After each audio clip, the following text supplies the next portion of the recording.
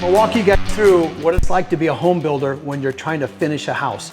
So not only do we have to deal with homeowners, which happens to be my wife, but in generally without that, we always have to deal with the city and county inspectors. So I thought I was almost done, and they walked through the house and they gave me a list. I've started working on it. 20 items that I need to address that have been red tagged. So I have some repercussions or concerns because I feel like some of these things aren't really code, it's more of a personal opinion, but I gotta pick my battles, so I will address every single one and I'll walk you through the majority of these things and you tell me if you think they're big deals or not.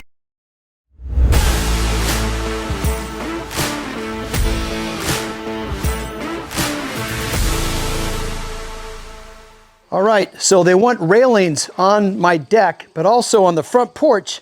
There's a rule, and I'm almost positive it's 28 inches. It used to be more like 32, 36. They've shortened it. So from the concrete down to the dirt, it can't be more than 28 inches. If it's a little bit more, I'm gonna take this wood out and bring in dirt. So I do have a situation where I needed railing. Over here, I had the guys come in just yesterday. I've been waiting and waiting for my rails to come. Finally, they did show up, but as luck would have it, my glass doesn't come for 5 more days. So to pacify the inspector, I went and bought a bunch of subfloor, the cheapest material I could find, and we lined the entire perimeter so that nobody can fall through. And so it's up, it's safe, and it looks like hell. All right, isn't this a wonderful deck? It's like sitting in a bowl. You can have a 4-inch gap. The rail should be at 36. These are at 48. So there's no way anybody's jumping over top of this thing. So this is a temporary fix to get the final inspection. And there's more on my list. Let's go back inside. They needed all the doors installed. Remember upstairs, we had them all laid out. Those doors have now been installed. We do that at the very end because you got to get the carpet down, which, by the way, the carpet guys somehow mismeasured and forgot to bring carpet from my upstairs living room where the doors were. That is getting carpet today, but they're all on everywhere else in the house. So Brisi's here to help me. They did the fireplace, did a wonderful job. And as luck would have it, a little tiny hairline crack showed up. So he's here to patch the crack. Hopefully it will never come again. But also, they did all the work. I forgot to cover this up and people started using my hearth for storage. They got paint stains on here. They stored doors. They scraped it. So once more time, he's got to come in and make it look good. So bueno. Thank you, amigo. So as you know, with construction, you're dealing with finished products all the time. Like bathtubs go in. Those are finished. They come in at the actual framing stage. So we're always trying to protect those.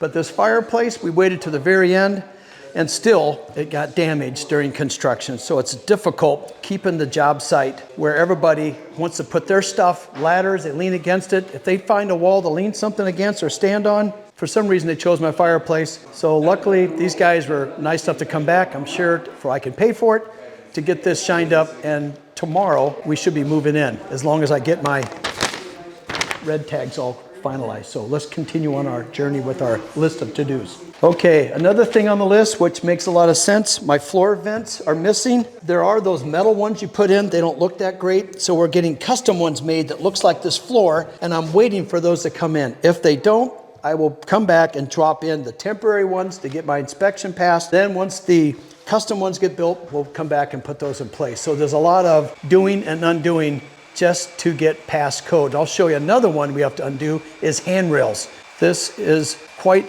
a hassle because the suppliers are selling us handrails, which you would think they would build them to code.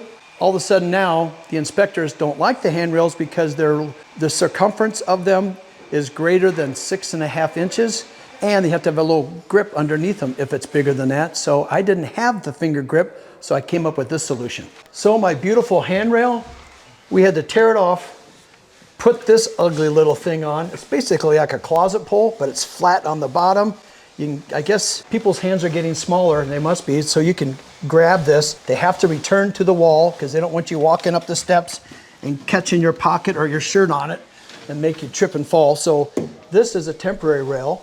What I will do once I get my inspections is I'll tear this off and put the other one back on. Because we wanted this washer dryer to look built in, I said that right, washer, not washer, washer. This panel right here is about 3 inches across. Well, on the side back in here is where the hose bib comes out. Well, they created a little bit of a gap, and the inspector did not like that gap. So I had to come in and we had the trim guys put wood around it, and then we're able to install the plastic cover. It was just a cosmetic thing. You'll never see it. So once again, I didn't think it was a big deal, but we fixed it for him. Okay, item number 14. They did not like the idea, and I don't like it either, but I don't know if it's code, is where this outlet did not quite cover when they cut the drywall out. To me, that's a cosmetic thing. It has nothing to do with code, but it had to be fixed because that's not up to my standards. But we have come back, fixed it, and I still need my drywall guy back because I can still see this is not in the best shape. We want our walls looking perfect. So that's been fixed. That's off the list. So let me continue on our journey. Okay guys, item number 12. You may not know this because this is a new code change. This door goes to the garage. It has to have an automatic self-closing hinge. And we have them on here. They just need to be adjusted. So they've always been on, but I got red tagged because when you opened it up, it didn't close. Now we tighten the hinges. I open it up and now it closes automatically. Probably a little harder than it should, but I know it closes. The whole idea behind that is they don't want the exhaust fumes from the car going up into your house. You can have all your other doors wide open, but this one has to be self-closed. So that one is done and off the list. Let's continue into the garage. I'll show you some more. A big major problem I have to get on here is the garage doors. Item number 10, turn around. I've been waiting for garage doors about as long as I've been building the house. This is as good as it's going to get for a while. I keep asking the suppliers. They cannot give me an answer. I have no idea where they are. So it'll be interesting if the inspector will let me move in without garage doors. Worst case, I just board these things up and don't use the garage. So another one is in here, what they call fire stop. Let me take you and show you that. Okay, I'm gonna use my OLight in here. I use these a lot. This one's got quite the throw on it. So up here, this is a common wall, and now I'm in the furnace room. And you can see I have some insulation up in there. They want me to stuff that full of insulation to create what they call a fire stop. I have it on this side. It's all been spray foamed, and they wanted me to do it on that side, but they didn't look up enough. That's all foundation. It's all concrete. There's no need to add anything over there because fire cannot go through concrete, but it can jump from room to room. So that is on my list to do, and that's about it. Check out this. I got a little laser. See my laser? They want that insulation in here, and they got to move it over here. So I'll fill that in. It'll only take a second, but that's just one of the items on my list, and I should have that done here later today. Okay, so now this is the plumber's department. This is something I don't know enough about, but I learned item number 18. The plumber has to come back and they want what they call a test port on the gas line. So I just learned that when you have the main line coming in, that's what they call a test port. And when it comes across, they have another one over here that they can test. But for some reason, they want one here. So he's gonna go out, take this off and put this on and satisfy the home inspector, or actually the city inspector. So that's item number 18, soon to be corrected. All right, so now items number 16 and 17. As you can see, here's my home grid lithium power pack. These are 4 separate batteries that when my solar power gets hooked up, I haven't got it hooked up yet because I gotta pass this final inspection.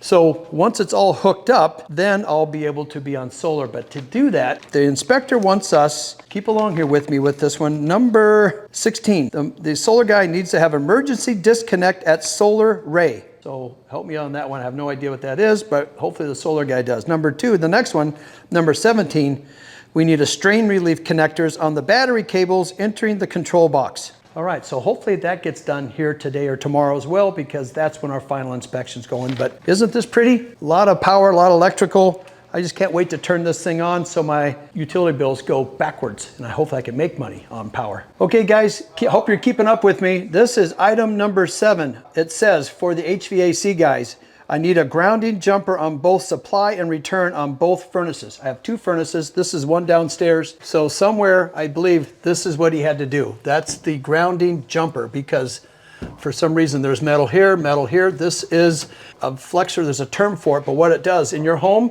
you ever notice when your furnace comes on, you hear a bang sometimes?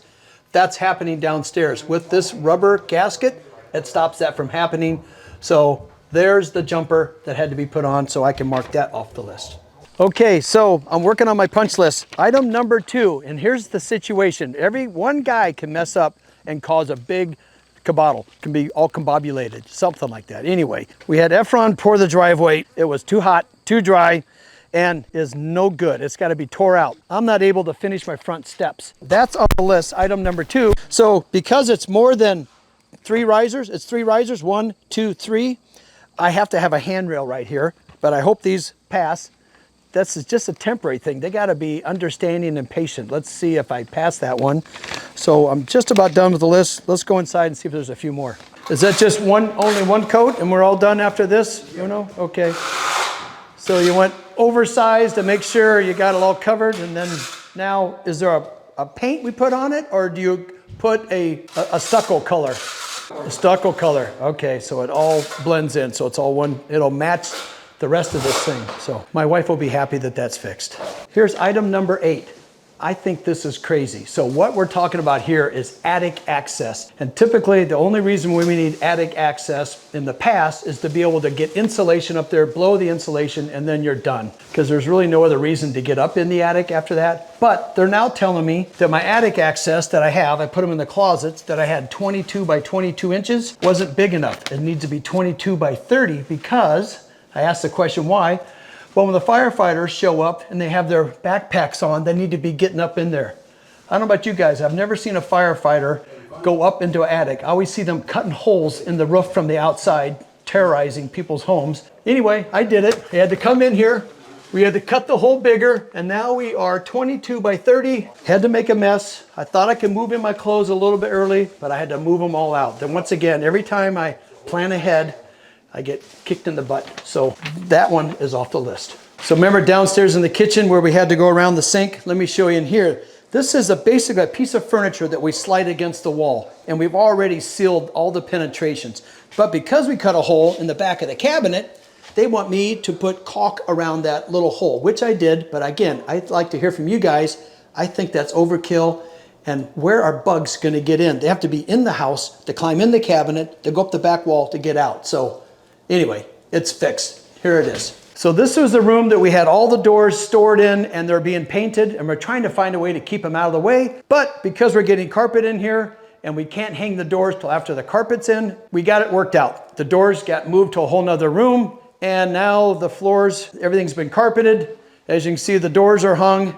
And I have to get Wayne back here. This is where a black mesh screen's going to go for the subwoofer, because this is where that 10-foot screen that actually I bought from Flair that wasn't big enough for his theater room is plenty big for mine. So that will be going in here real soon. Here's the railing that I wanted to put into my house. Here's the one they think I should have. Which one would you guys rather have in your house? I can still get my hand around this one, and I can go around this one about twice. Welcome to our government codes. It's not very pretty, so I'll listen to the code and put this one on. So I'm not sure in your neck of the woods if you have this situation, but where we are here in the Midwest in Nebraska, we have to do radon mitigation. So to do that, when we poured this floor, we're downstairs in a basement, any house, you have to put down a plastic membrane, a certain ply all the way around, and then put gravel underneath it first, then the plastic, then you pour concrete, and then the sump pit is where the hole comes in. Okay, the guys have all wrapped up out here. They got the crack taken care of, and they're able to refinish the hearth. So all that looks good. I really appreciate these guys coming back and fixing it so that when we move in, the mess is already over. So there's a few more things I have to get done yet here on the house. Okay, I got Wayne, you ready to put the fire stop up to get my item on my punch list done? Yes. So it doesn't take much. We just need to fill those couple little holes up there, even though there's insulation already behind it, but they want us to see more. So That looks good to you. is it sticking out? Kind of hold it to the front a little bit so it looks like it's full. There you go. How come I get this view all the time? I need to get my own ladder so I can get eye level. Oh, I see you got the view. Oh yeah, looking at your hind end, Wayne. Yeah, I got you. Would you ever guess that's a 34 gene? It is. I can see the label. Let me see what's on the other side. It's gonna look good here. Oh yeah, Wayne. It's gonna look good here. Beautiful. What did they say? It didn't take much. $10 in insulation. Oh, I'm gonna put some more up there or what? Yeah, if you got it. You have anything on this side? There's a little hole down below that copper pipe. Stick it in there. Let me see if I can get that And let me see what's on this side, which I don't have much. it's not necessary. All foundation. Yeah, right in there. Yeah, that's all I got. One piece. That's all it's gonna take. That's all we need. All right. Okay. All right, our work is done here. I don't know what item number that was, but I think that satisfies everything on the list except for I got this foam, because I think he wants us to foam this joint. You got the gloves on. Don't suck on that straw. All right, so we got the foam that has a 3-inch filler. So we have to fill this whole penetration. I got the gloves on. All right, Wayne, you're gloved up, Wayne, ready to go?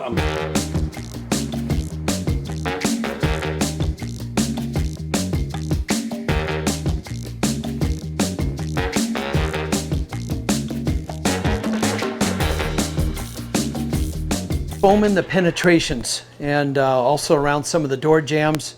What we can do is we can come back, we can just saw this stuff off once it's all dried. And anyway, it's an unfinished room. It doesn't have to look pretty. I hope that we pass. I feel confident that we will.